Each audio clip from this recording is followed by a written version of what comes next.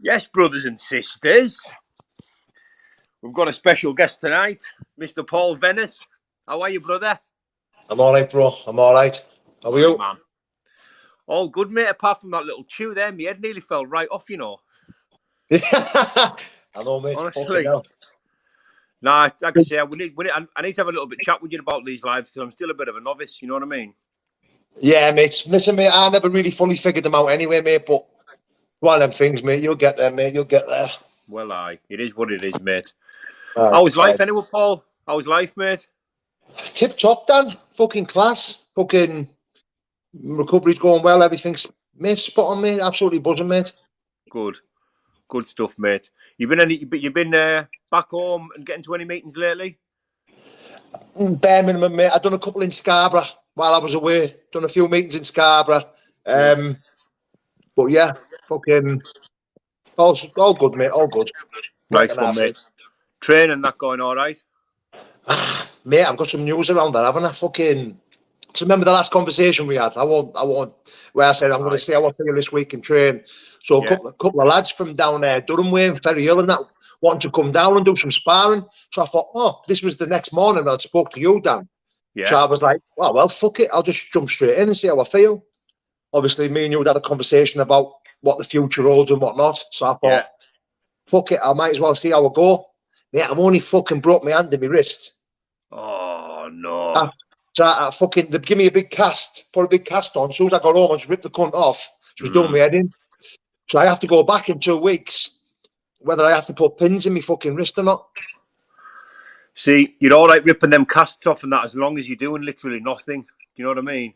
Well, mate, I've not been doing a thing. All I've been doing is bits of running, and that's it. I've just been doing a bit of cardio, mate. I've not done a thing. I've not touched no weights. I've not done a thing. If anything, mate, do you know what? Like, because obviously I was training with the bodybuilding stuff, and you know, sometimes I don't know whether I'm coming or going when it comes to training, Dan. I don't know whether I want to be massive. I don't know whether I want to be skinny. I don't know whether I want to be fit or muscly or what. You know, it just comes and goes every other day. So I'm kind of glad because, excuse me, I can have a break now, Dan. I can recuperate. I've spent this week doing fuck all, just chilling with the family, spending some time with the wife and stuff like that, and just I haven't done a thing. Do you know what I mean? And to be honest, mate, usually my head goes all a bit west now when I'm not in the gym and I'm not training. Yeah. But if I'm honest, mate, I've relished the chilling out time, not doing a fucking thing. Do you know what I mean? Yeah. So it's been all right. What? Hey, so is that from blocking a punch? Is that from inspiring blocking?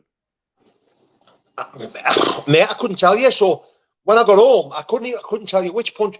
Did you see the sparring that I was messing about with on my Instagram? Nah, mate, I never watched it. I'll have to get a look, mate. I'm not hardly on that Instagram.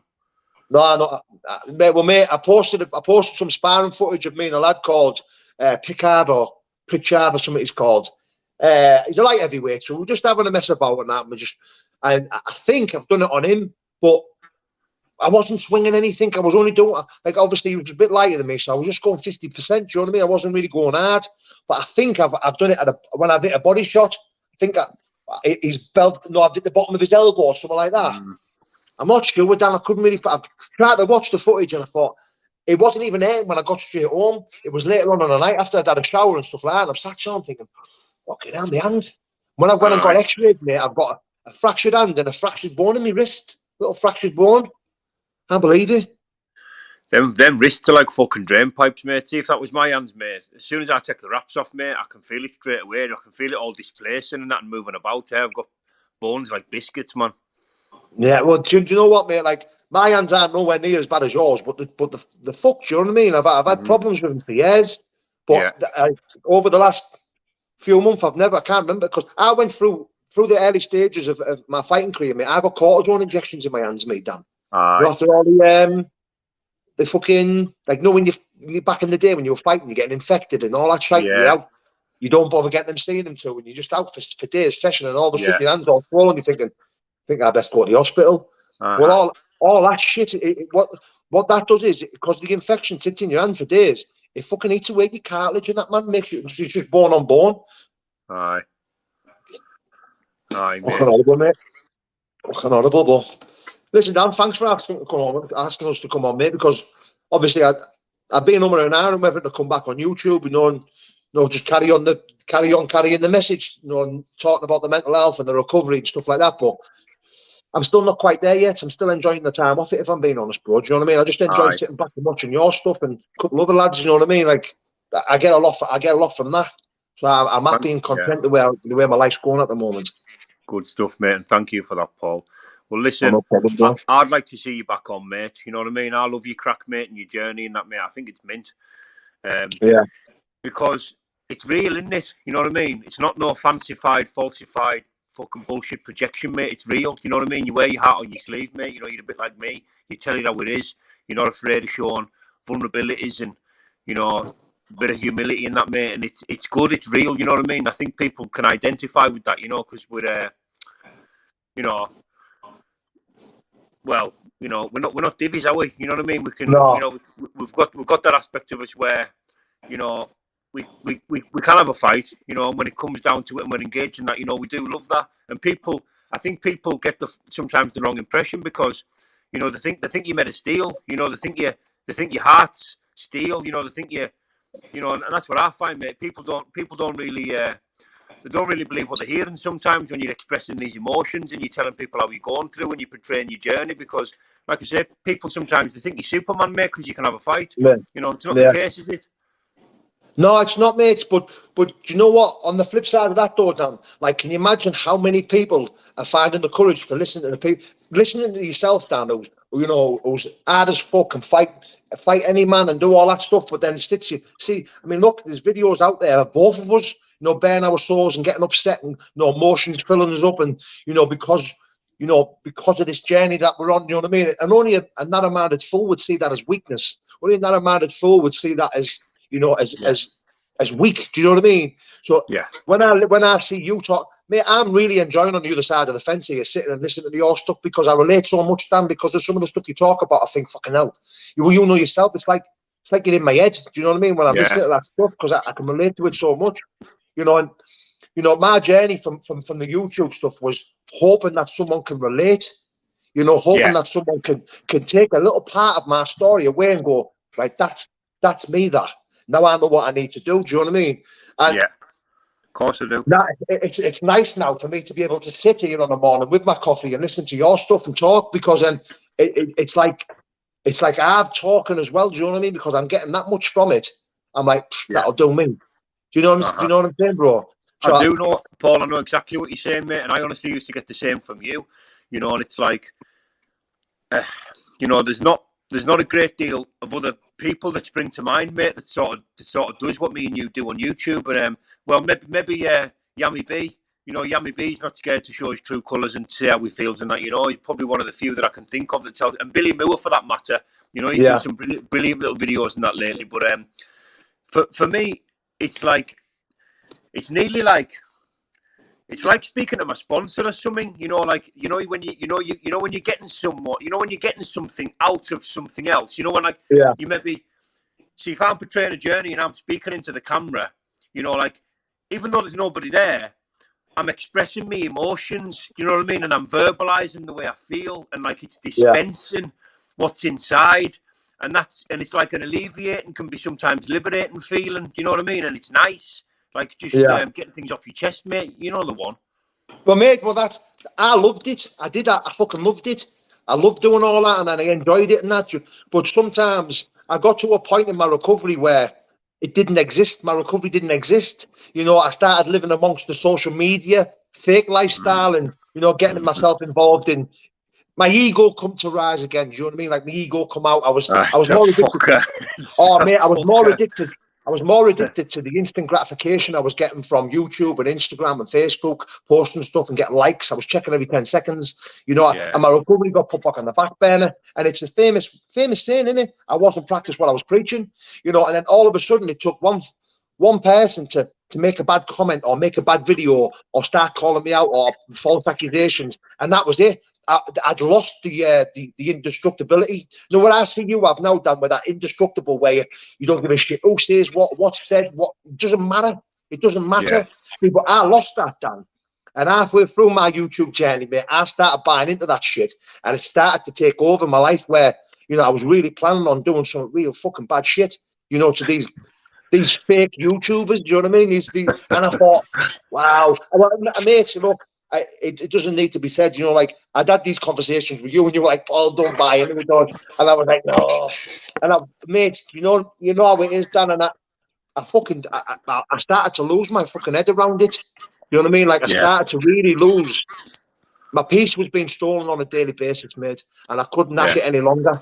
So that's why I made the decision. Do you know what, Paul? Like I talk to a lot of people through my YouTube videos still now. You know, that's why I never took the channel down, because there's still videos out there on my channel that I believe that people will relate to, you know, one way or without a another. doubt, without a doubt. Exactly. So that's why I left them up, Dan.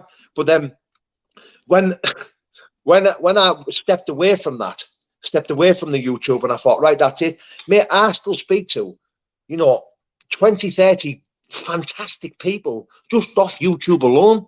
Yeah, Do you know what I mean? Like, mate, I've got like my closest circle now. You know, you one of them. You were in that circle with me. Do you know what I mean? And yes, bro, basically, yes, mate, brother. it's all from social media and YouTube, isn't it, Dan? Do you know what I mean? Yeah, The it is. relationships are fucking, special that I have, mate. Not pockets, not pockets. One of my best friends today. Do you know what I Big mean? shout out, Just not off pockets. YouTube. Yeah, mate. My brother for life. Do you know what I mean? I love him to bits. Yeah, Same as you, and same. Fucking the bull again. the ball. Yes, Do you mate. know what I mean, bro? Like these I people do. have never been in my life, and this is all through YouTube. Do you know what I mean? Through making videos, carrying a message, and meeting some fantastic fucking people. Do you know what I mean? So that's why now I feel like my job's done. Whether I choose to come back or not down on YouTube, I still believe I've done a good job. I've done enough. If I choose not to come back, doesn't matter. I've done enough. Yeah. Do you know what I mean?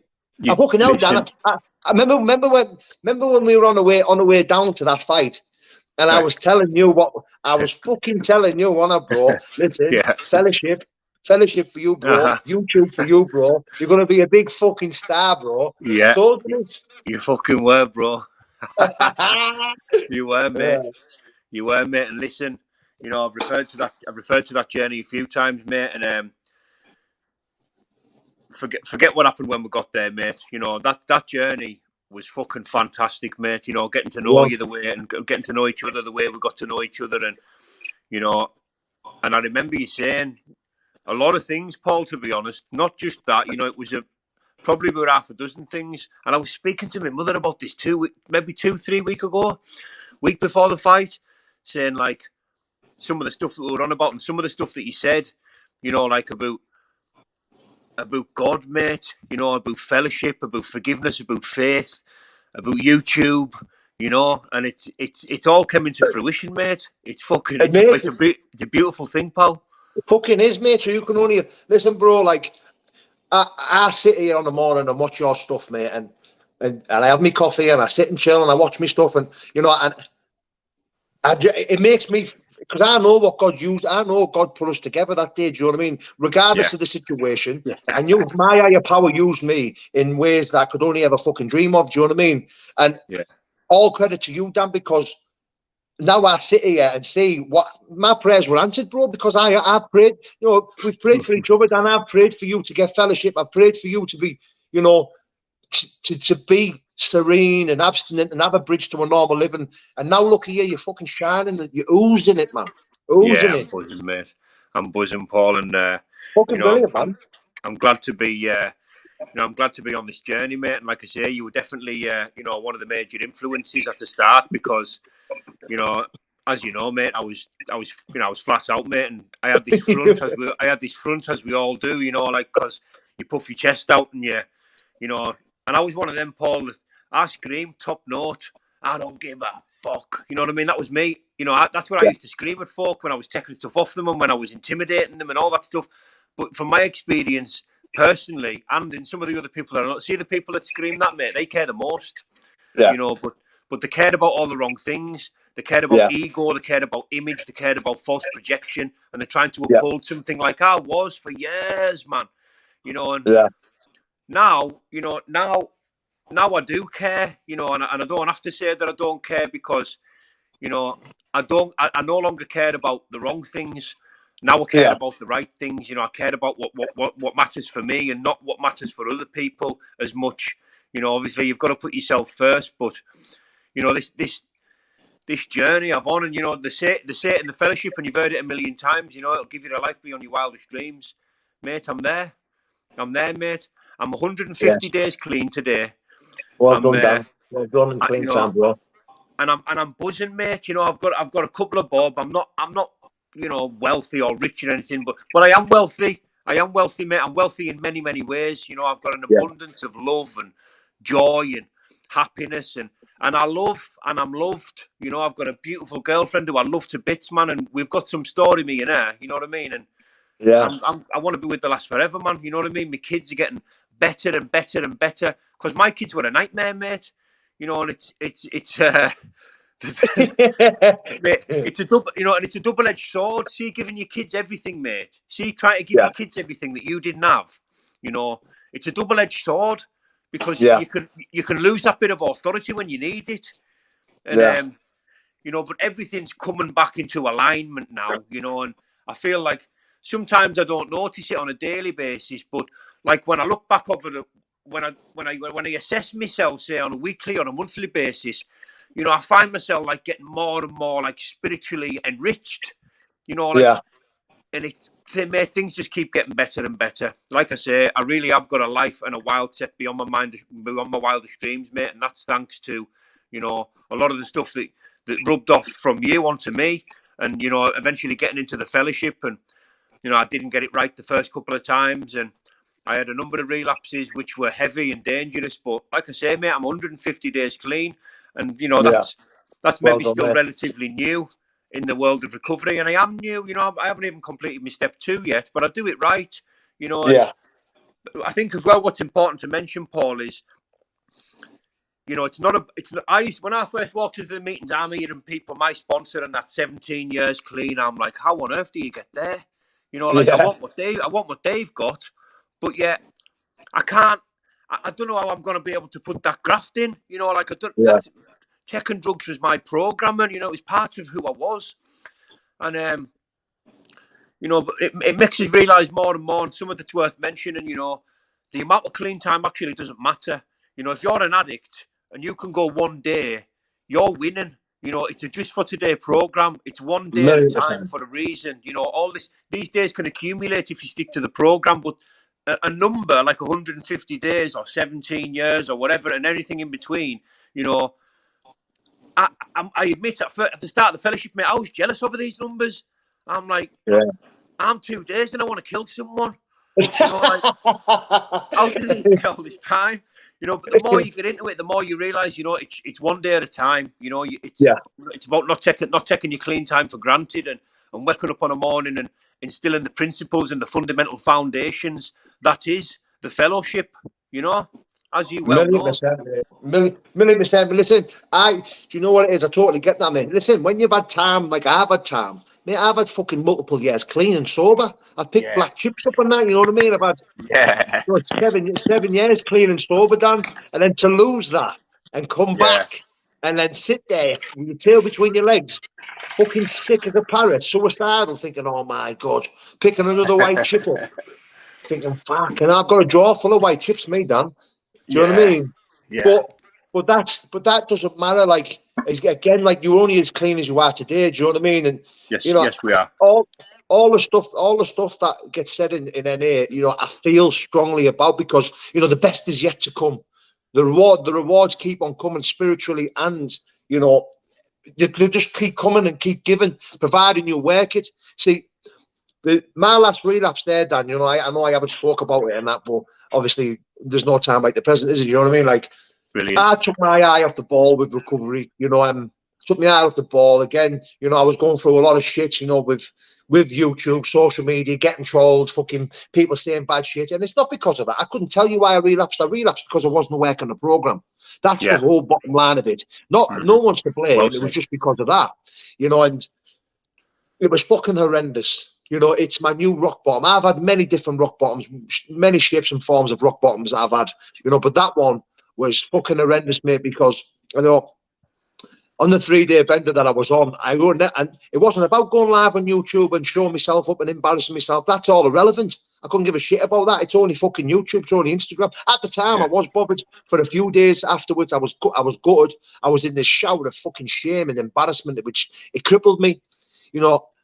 But the hard thing is, like what made it my new rock bottom, Dan, was my daughter coming to get me, standing outside of the place that I was and crying, saying, "Come home," and I could not come home. I couldn't leave because I had a pocket full of gear, I had a pocket full of everything, and I didn't have the power to go home because I was just riddled with this selfish, horrible disease of active addiction, and it rendered me powerless over whatever I wanted to do. All I knew was, all I can do here is finish off whatever in my pocket and then hopefully make it home.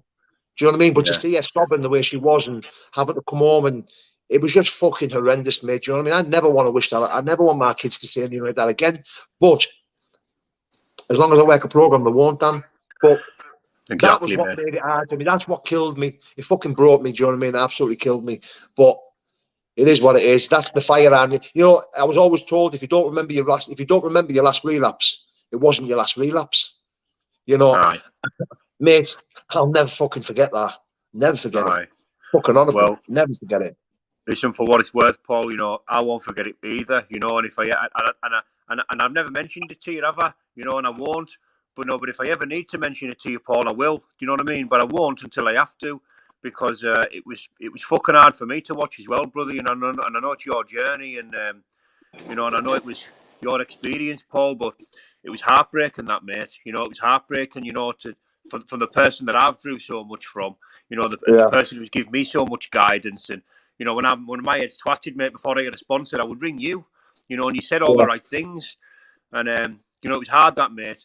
But going back to what you said about how bad it was for you, you know, you don't need told, Paul, that that's where drugs take you, mate. You know, that's where drugs are always going to take people like me and you. There's no silver lining. You know, there's no pot of gold at the end of the fucking rainbow, mate. You know, our using doesn't work like that. You know, it's just self-destruct mode. You know, fuck everything.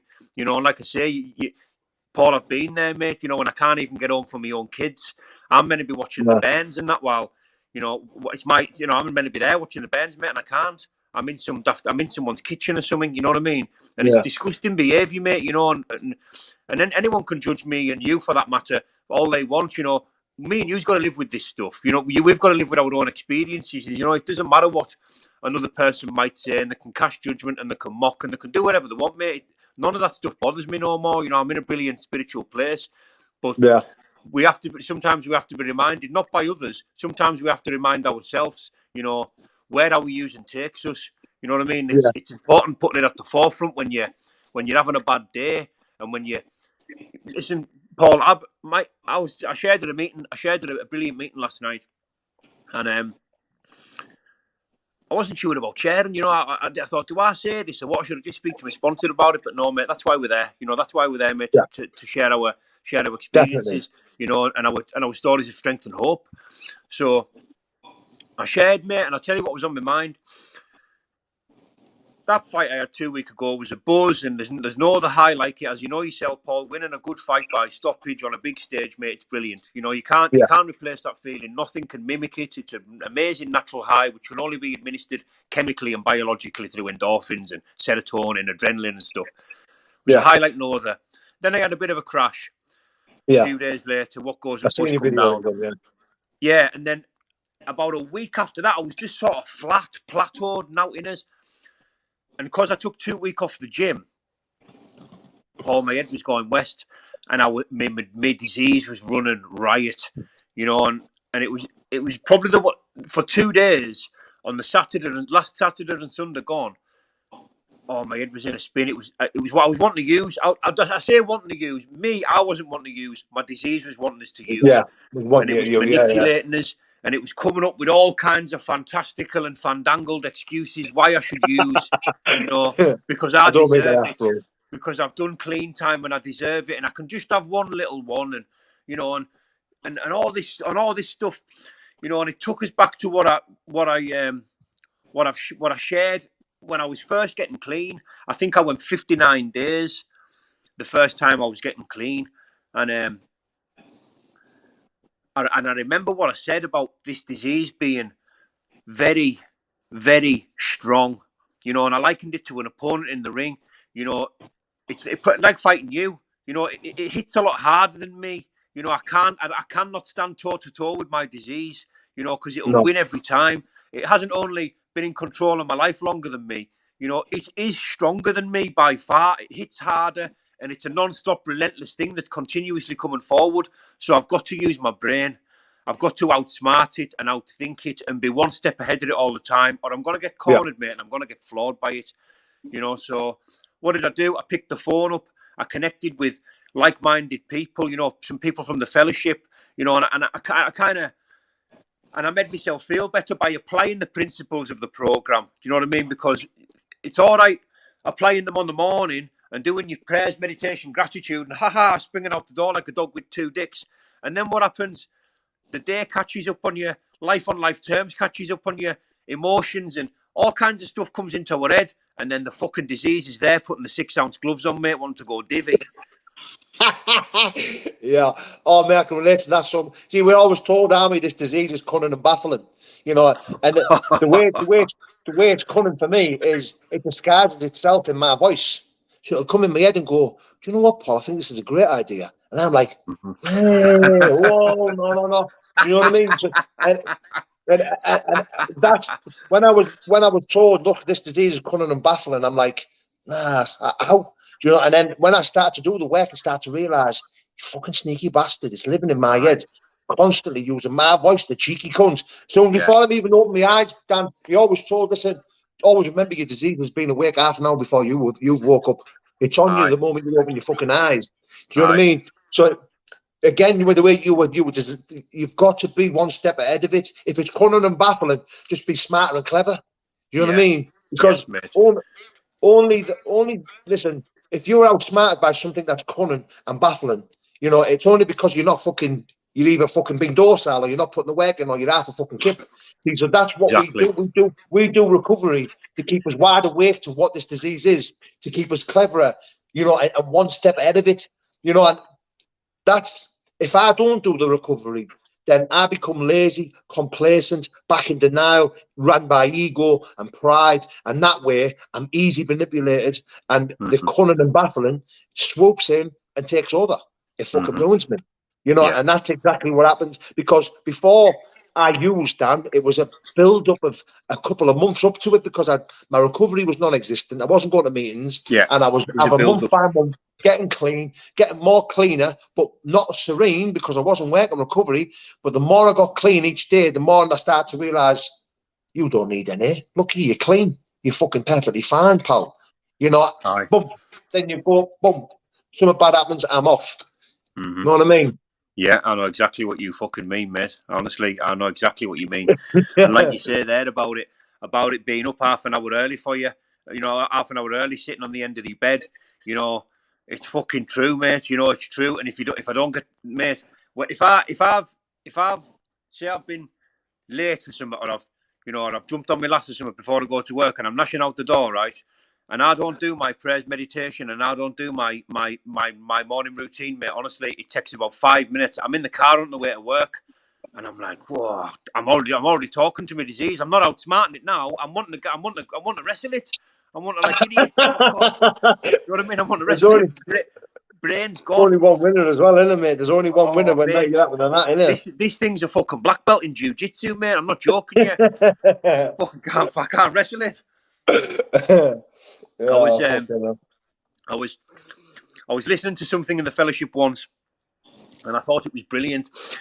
You know, and obviously no names. You know, someone was sharing on saying how strong their disease was, and the only time they ever felt away from it was when they were in the rooms. You know, that's the best combat they have. So, you know, and this fellow was travelling all over doing meetings because it was the only break he got from his disease. And he said, even though I'm in here now, he said, that fucking thing's outside waiting for us, squatting 200 fucking kilo and doing push-ups and backflips and that, just waiting for us to come out the door so he can fucking grab us. It was fucking brilliant. It was quality, like, and it's But you true, know, but you know. it's perfect, though, isn't it? It's a perfect analogy of what it is. You know, Yeah. there's people I speak to who just who don't struggle with addiction, but they still have the struggles, and they'll ask me about stuff, and you know, uh, and they're not really, how can I explain it? So they'll ask me questions because they'll tell me, look, I'm not an addict, but I'm intrigued. So I'm like, well, look, what do you want to know? And it's like, it's hard to explain to a normal person exactly how I feel, and and how hard it is on a daily basis to overcome my urges and obsessions, and this disease that I Yeah. believe, Dan, for me and me alone, that I was born with.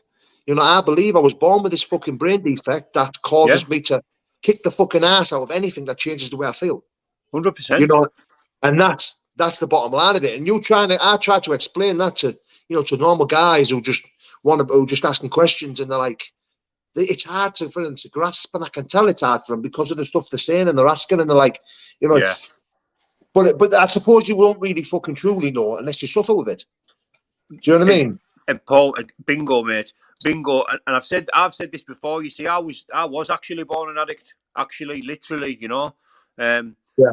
And I come from a long line of, my whole family, mate, have always been like this, you know. My mother's brilliant. My mother's 35 years clean or something, probably more now. But my dad was an addict, and all his brothers and sisters, and like it just, and the older generation were all drinkers, heavy drinkers, bad, real drinkers. Yeah. There was only my granddad that wasn't, but it's in our blood. And I was that way. I was on something in the womb. I was literally born that way, and it's quite hard but when you say to explain that to people who don't know. But all I'll say to that is people who don't have an understanding of it, can only be a good thing that they don't suffer from addiction and they don't need to go to the rooms. That can only be a good thing. But me trying to identify with them and me trying to relate to them people sometimes very, very hard. I feel like we're on polar opposites, and I sometimes feel like we're on different planets, me and Yeah. some people, and I can be nice and I can be polite, but I won't open up because I know I'm wasting my breath. Do you know what I mean, Yeah. Paul? Definitely, mate. Definitely. Look, one of the greatest things I ever done was walk into these rooms and realize what it was, because I had the ability now to look back and understand why I felt different as a child, not just now, Dan. Do you know what I mean? Like Yeah. at school, when like I was wondering why didn't he say that to me, or why don't I like look? Why when I look in the mirror I don't like what I see? Why have I actually obsessed around what it would be like to die? Shit like that. As a child, is thinking of stuff that children shouldn't think of.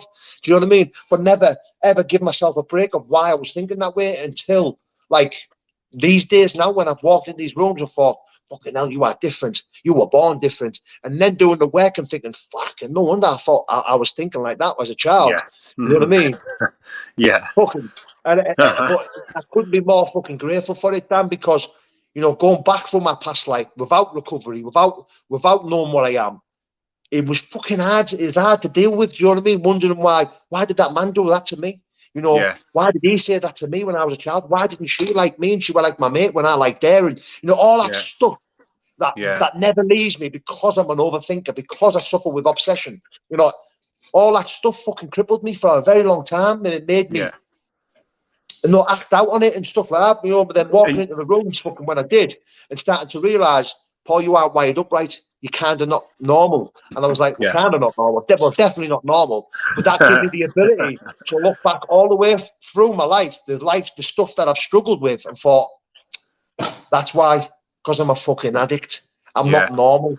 That's And I'm it. fine with that now. Do you know what I mean? I'm actually okay with that now. I'm able to let go of all that shit now. And it Do you was know what I so, mean, bro? and I can relate to that confusion and that, because my head was in my, not just naturally and hormonally as a teen, your body getting sort of torn in all these different directions, and your mind going in all these different ways and questioning all these things.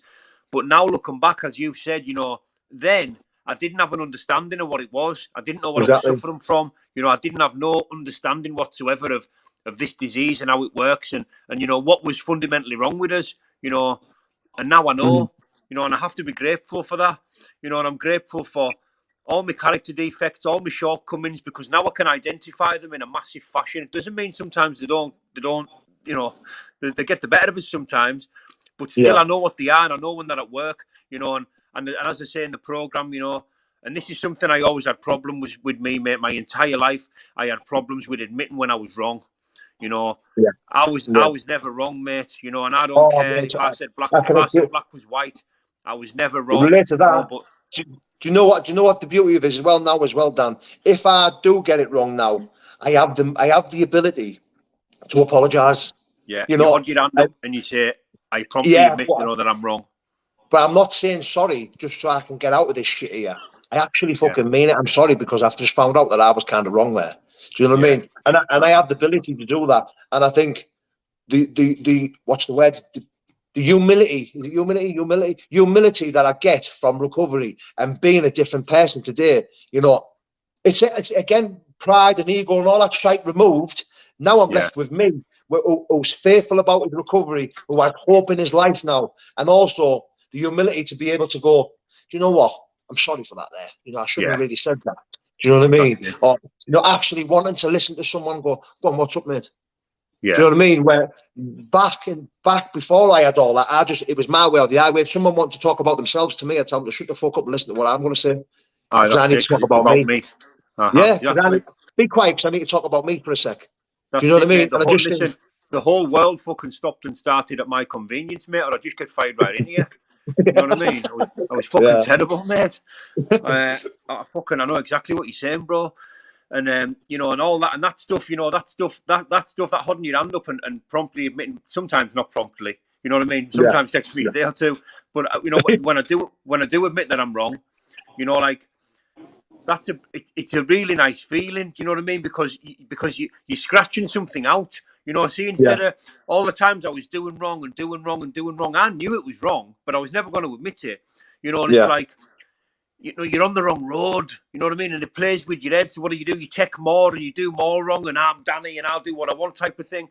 But then, yeah, but now it's like I can, if I make a genuine mistake or I say something that I don't, my lass will tell you, I'm passing someone in a car and I'll go, fucking wanker, I'll rip that out the car.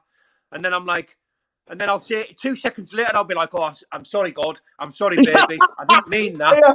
I do that all the time, mate. I didn't mean that. I didn't mean that, babe. You know what I mean? I'm sorry. I take that back, Alice. You know, I wouldn't do that now. You know, like, you know, Oh man. fucking, I'm dying to shout my ass in now and just say, listen to this. I do that all the fucking time. Especially if I'm in that passenger seat. I'm like, what's he doing the fucking number? yeah. Sorry. That's what I'm on that. I do that all the Yeah. time, man. But Okay, no. that gives me like the ability to, like, you know, it raises it. You see, like, I would never have done that in the past before I got into recovery. He never even heard me. He was just passing in the car. You know, he never even Yeah, heard me. But I'm taking it back for myself because yeah, I don't want that. I don't want that negativity over me and that negative. You know, and I'll take it back and it's like deleting it. You know, yeah, it's better than deleting it. You know, because you've recognised that you were wrong by saying it. It was wrong, you know, and you no longer want to be like that, and you take it back, you know. And I do it yeah, on a daily basis. I can even do it sometimes with thoughts and stuff. Something doesn't have to come out of my mouth. It might not go that far. I might be just. I've got this terrible thing. I'm getting better and better at it, but I can be talking to someone in a position like anyone in authority in that. And I'm thinking about, like, if I could put a good elbow into the bridge of the nose, like I'm not, and I'm never got Paul. I'm never going to do it. I'm never going to do it. But like they're speaking to me. And they're trying to tell me a job. They're trying to tell me to explain something. And I've got visions of like blood splattering out the nose, and I'm like, but then I'm like, Paul. I'm like, I switch off. I don't hear what they're saying, and I've got all these different scenarios going through. Like, what if he takes it? What if he gets stuck back into you? You know, and I'm like, what if he goes down? Do you kick him? You know, like, and like, and then I'll snap out of it. And they're still talking, and they're like, do you know what I mean? And I'm like, mate, I haven't got a clue, mate. 5 minutes has just went by, mate, and I've been kicking him around the room in my head.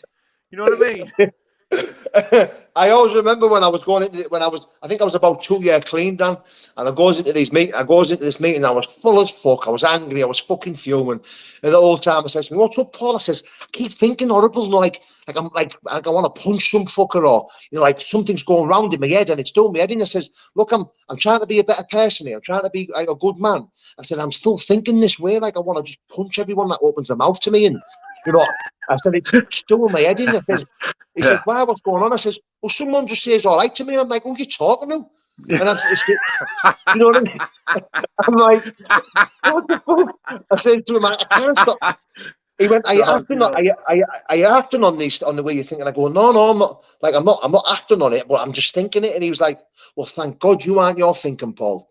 And I went, "What do you mean?" He went, "Well, there's a reason. There's a reason. There's a reason why you're not acting on that thought." I went, and when I sat and thought about it, because I always have another thought going, "Don't do that. Don't say that.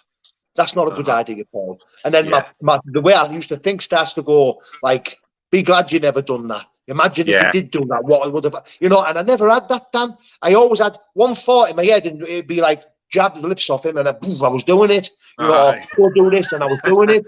Where now all of a sudden I start going through these scenarios in my head where consequences, or you might hurt him, or all that stuff goes through my head. And this whole time always says to me, "Thank God you aren't your thinking today, Paul." And I was like, "What do you mean?" He went, "Well, you aren't, are you?" And I went, and that was the way I got over it. Like when he said that, I walked out them rooms thinking, "Wow, I am not my thinking. I am totally different. I'm a fucking good man." Because the old Paul would have thought about that, and then instantly, within 10 seconds of thinking it, fucking acting on it. Do you know what I mean? Where today, I don't. Because I still get these thoughts, Dan. I'm still stood there talking to people. And I do that. I'm stood there talking to them, and I get visions of me just wrapping my hands around the throat and just strangling them. Do you know what I mean? I'm thinking, what am I doing? But, yeah. Aye, mate, I'm the same. I need to stop practicing the elbow in the gym, because it's like flashing through my mind when someone's talking to us. You know what I mean? It's doing it at all the wrong times.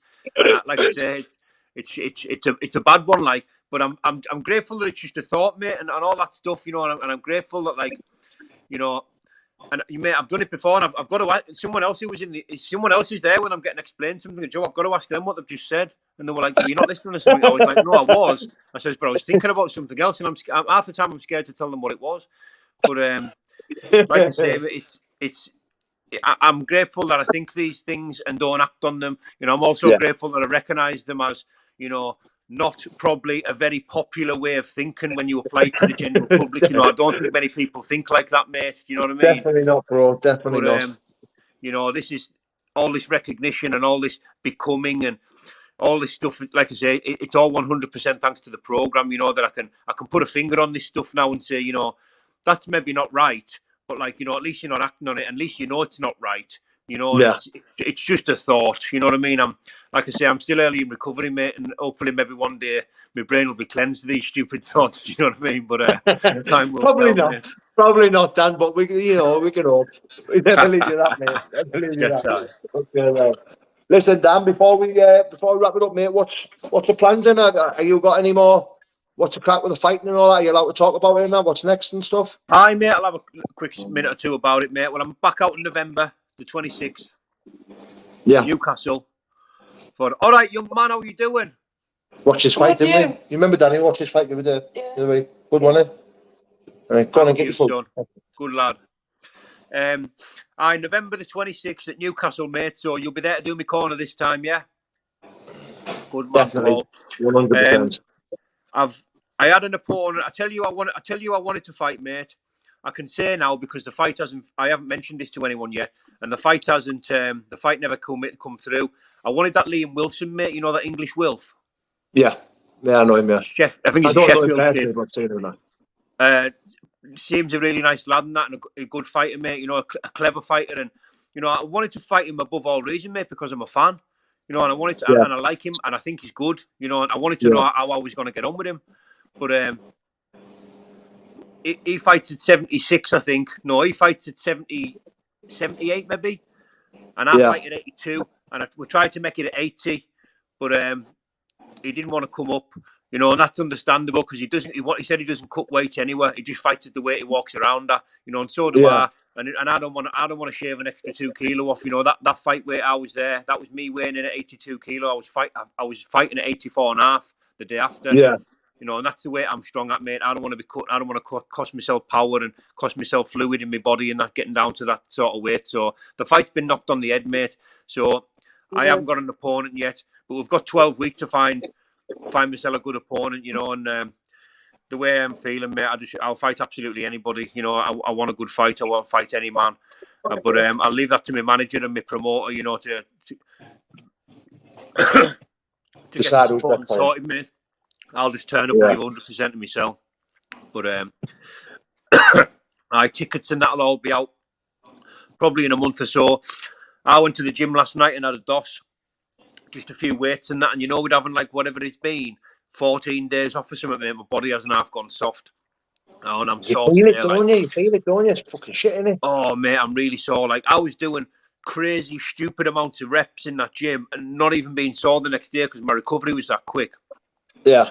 Mate, I had a little half DOS last night. Few squats, few shrugs, little bit of back, little bit of shoulders and chest, mate. And I'm not joking. I could hardly come down the stairs before. Like, I'm not sore. I'm wincing. I'm like wincing. When you press your muscle, just with a little bit of pressure, and it's like like it's that sort of pain at the minute. My body's gone that soft.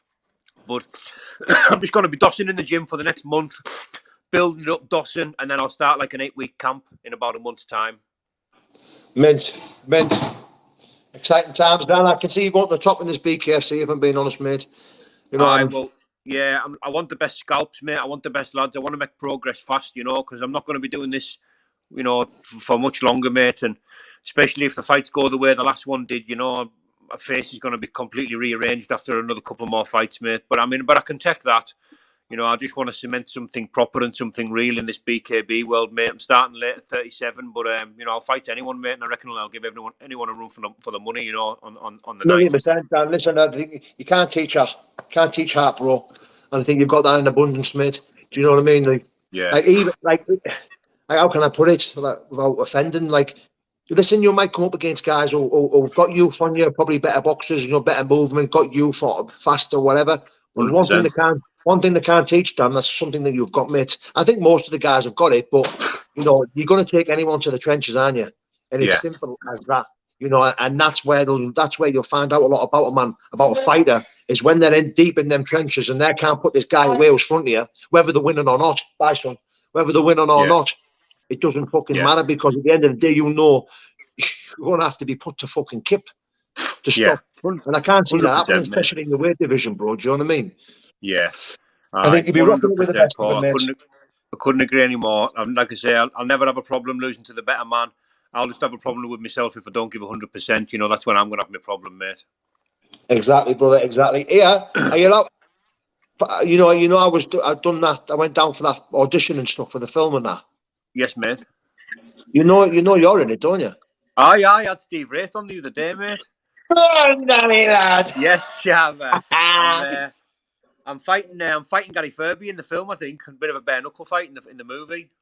Yeah, and you're going to be... I'm going to try and sort it out with Steve, where you're one of the doormen when Duffy turns up in Newcastle and I'll drop the life out of you. Oh, I don't know about that. Mate, that's going to be off at that. Oh, listen, mate, that's going to be absolutely class. Did they say the first couple of weeks in November, did I hear? I don't know whether it's beginning November or the end of November, but it starts in November. Right. So, aye, laughing, mate. Well, me and you will have to meet up beforehand, Paul. And you know something? We'll probably try and make a weekly thing of these lives, mate. And we'll switch between your channel and my channel, and we'll try and just ease your channel back in, mate. If you're not that asked about it at the minute, but you know, me for one, I'd like to see it back, you know, back up and running. And you know, obviously it's your call, Paul. It's your shout, but you know, I think a little bit of content and a little update now and then, you know, it'll probably be helping people, mate. And like I say, you know, putting a little bit of your journey on there, or however much or however little you choose to put on here, you know. I think it'll be therapeutic for you, Paul. You know, I think you'll get something out of it, mate. Because I know I do. You know. Well, there's a lot of people messaging me saying they missed the videos and you know they want me on there and stuff. So I think if I was to come back, mate, it would be solely just to you know, just let people know how recovery's going, what I'm doing to fucking survive, and you know how I get through my day, mental health stuff, autism awareness, all that stuff. I think I'll just keep it straight to that, and you know, that's probably if I do come back. Do you know what I mean? At the moment, I'm torn between. I'm quite cool not coming back. Do you know what I mean? I'm comfortable in my ways. I'm set in my ways, mate. So I'm quite comfortable with not coming back. Do you know what I mean? But yeah, I know you what know, you're saying. I can see me in the future probably making videos again and vlogging and doing all that stuff again and going live now and again.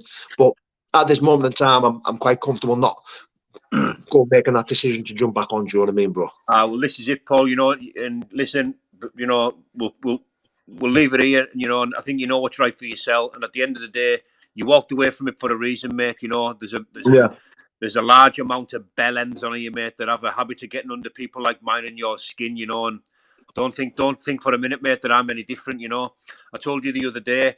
You know, you know, it doesn't happen all the time, mate. I told you I watched that person, didn't I? And I put the phone up, mate, and I threw about a 70-punch combination into midair. You know, honestly, Paul, it went down in my mind, and I'm like stamping on the carpet and that. And then I'm like, whoa, Danny, man, whoa, sit down, chill out, have a little prayer and that. And, you know, as for listen to me, so I'm no different, mate. You know, No. I've no problem admitting that, mate. You know how it is, mate. We're only people, Paul. You know what I'm saying? Of course, mate, but I've took strength away from the stuff how you handle stuff lately, Dan. You know, killing them with kindness, killing them with, you know, your maturest, you know, the way you talk, the way you carry yourself. It can't be matched, bro. You know, the only thing that can be matched on YouTube now is when people are going, "Hey, you fucking daft cunt, yeah." That can be matched by the next lunatic who's screaming and shouting. But the way you do it cannot be matched. It can't be matched, bro. You know, Thank you, brother. You know, and if I do come back, I'm going to be more like Danny Boy. That's no, but it's true. You know, as corny as it sounds, and as you know, and I may not fucking blow smoke up your ass. Well, I kind of am, but if I come back, I want to be indestructible like you, Dan. Where nothing, I'll watch what I want to watch. I'm not asked about who says what about me. If I want to watch it, I want to buy into it. Then I'll look at it. 9 times out of 10, I won't buy into it because I won't be looking at it. And that's exactly what you're doing, Dan. And you know, my hat goes off to you, mate, because I needed to come away and listen to your stuff and see how you're carrying yourself. Because maybe if I come back, you know, I'll be indestructible like you. I'll be able to carry myself a bit better like that. You know what I mean? Yeah. So, yeah, man. Well, listen, Paul, I've needed this chat tonight, mate. And listen, I've really enjoyed it, mate. And we've got 500 in the chat, mate. So we're doing all right for numbers. You know, people are obviously liking listening to what we're saying. So I'd love to have you back maybe next week, mate. And, you know. Anytime, Dan. You know that. Anytime, bro. Brilliant, brother. Well, listen, you give my love, to your missus and your family, and I wish you all the best as usual, Paul. And I'll keep in touch like I normally do. I'll probably drop you a little message in the morning, bro. All right. All right, then, brother. Love you, brother. Nice one. I love you, Paul. Bye bye for now, bro. Bye bye. Bye bye. Bye bye, Chava.